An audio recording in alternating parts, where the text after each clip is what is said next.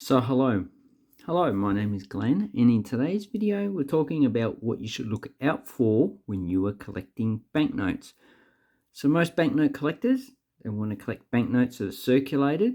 So if you're not too familiar with banknotes, take out your currency, because most currencies are pretty similar, and you can get to know your own currency first. That's the easiest way to actually learn about banknotes. And the first thing that you'll know is that most currencies are still on a cotton fiber. They have a watermark, they have a security thread, and they're printed on both sides.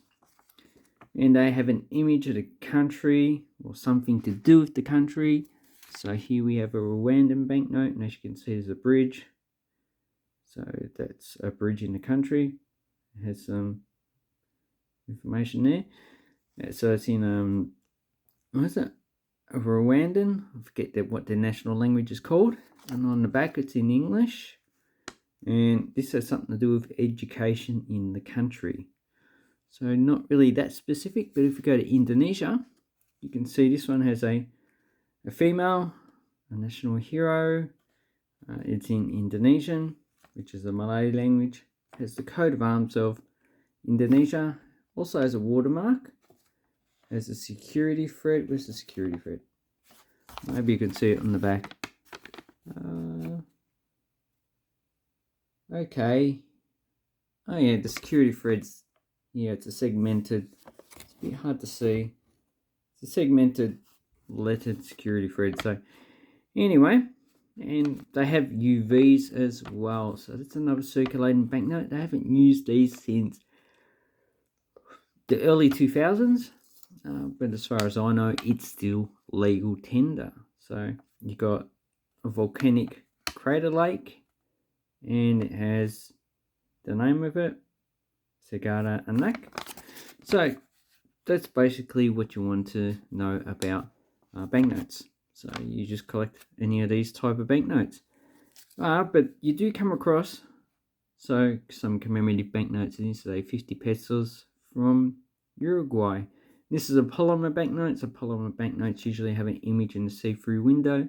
There is no security thread, but they do have UV as well as, and also they can have some other features like, as you can see, that reflective light that they don't have on cotton fiber banknotes.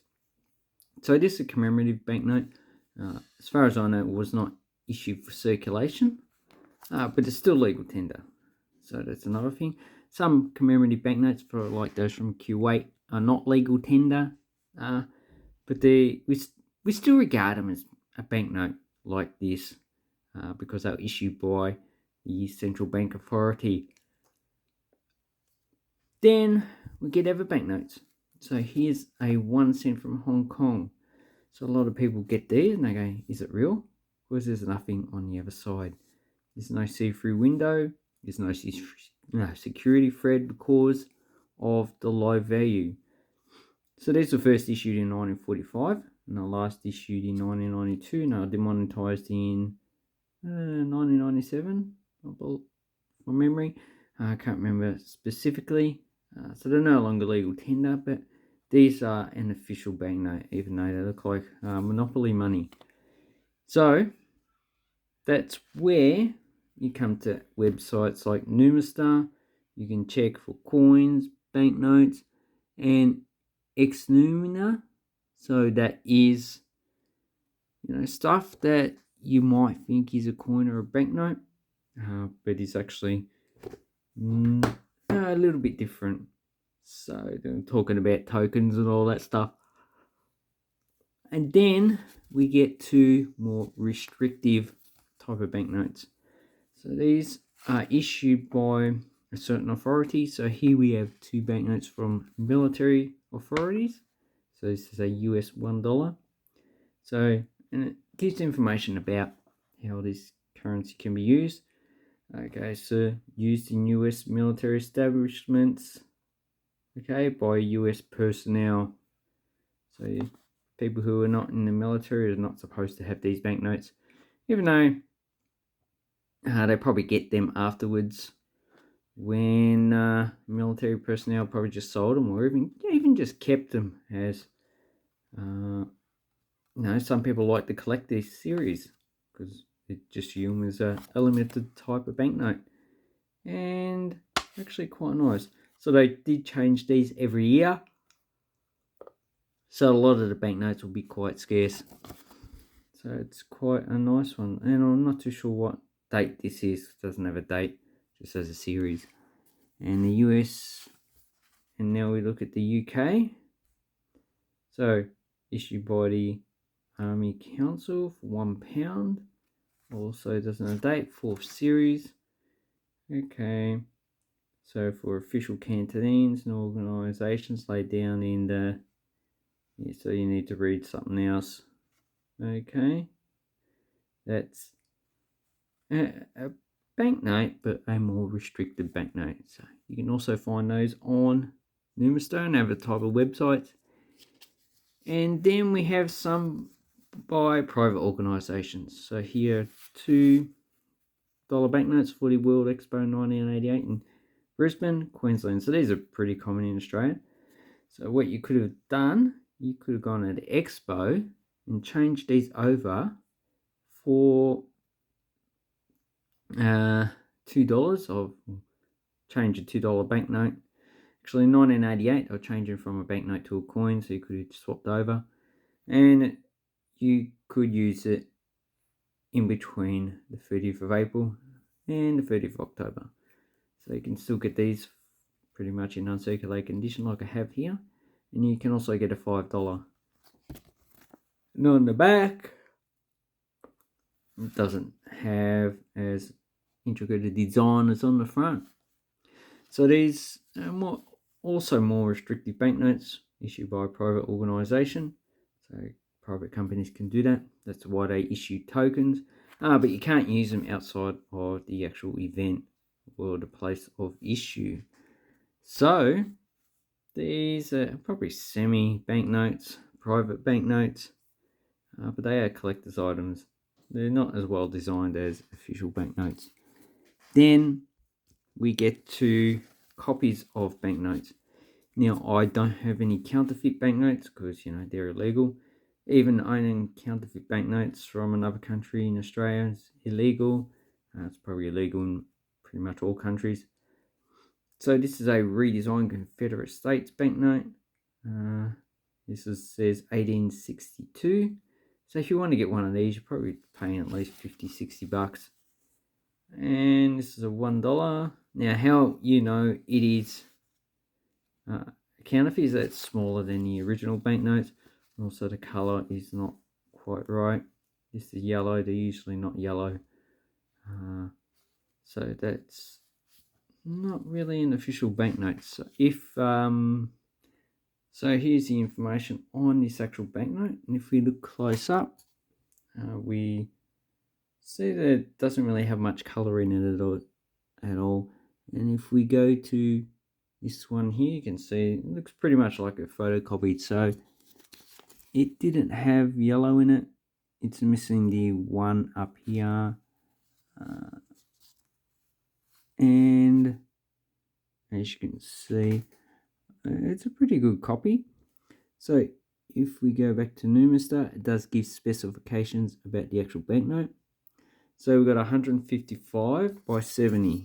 So that is, it's not even making 60.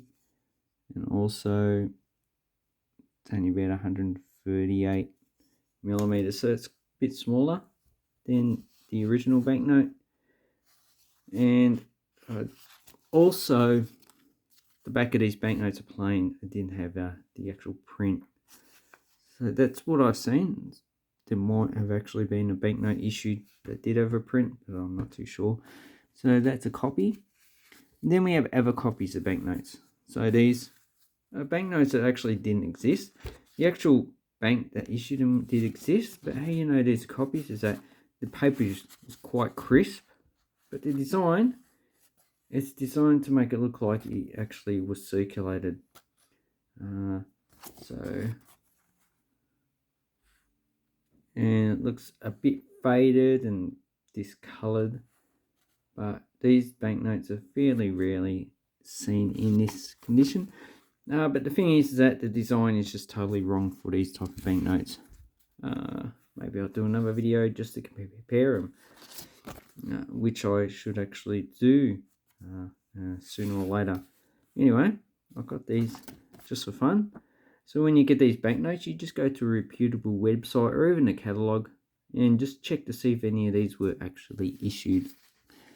And that goes with these banknotes. So here are copies of UK banknotes.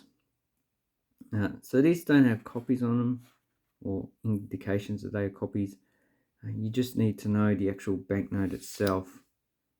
So if we look at Numastar, we'll look at the £10. So as you can see, it's from the 1915 issue and has specifications of 136. So let's see how long that is. About 137 by 78. Yeah, so that's pretty much bang on the actual specifications.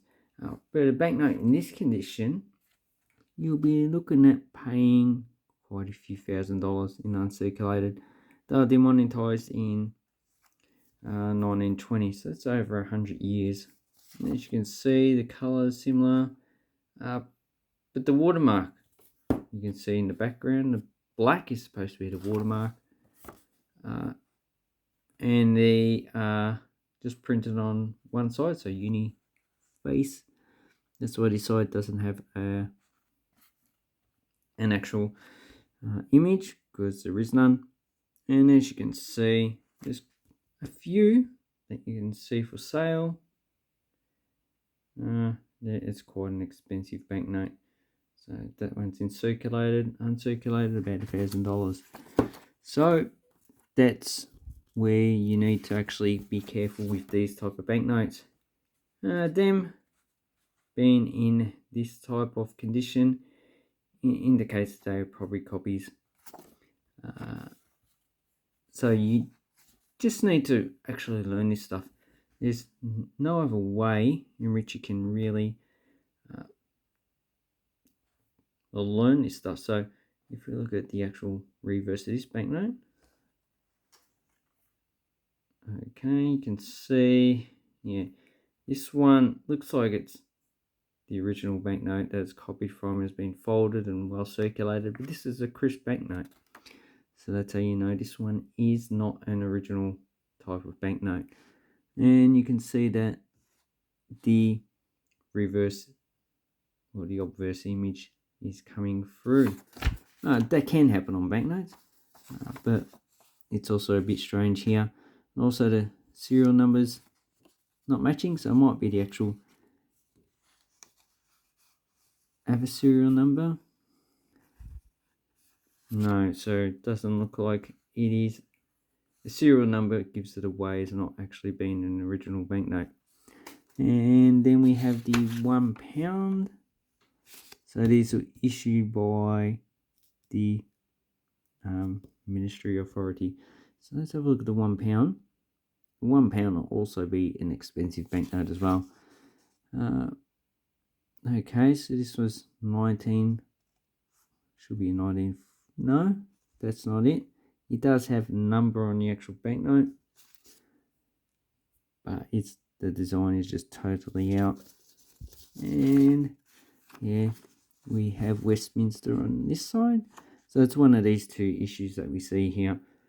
And it's also a bit hard to know which design they want to copy. So G91 signatures match. Yeah, so this is basically it. Specifications look like the same as well, but this one's pretty much uncirculated, and also it's just on paper. It's not really on a type of cotton fiber, but I've never actually come across any of these banknotes myself, but I would suspect that the actual banknote itself is just totally different than this. Anyway, I hope this helps you with your banknote collecting. And the last one that we have is just This is a whole banknote that you burned for the ancestors, so just gives the people who've passed away some money in the afterlife. This is a $10,000 Yapman. So Yapman man, $10,000. So these are not real banknotes, just for the dead. And the interesting thing is that they also burn stuff like mobile phones and, you know, toy cars, stuff like that. So anyway, I hope this helps you for banknote collecting. Just remember, learn your banknotes before you buy them and enjoy the actual hobby. I'd say thank you very much for watching my video. Have an awesome coin and banknote collecting time. Thank you and goodbye.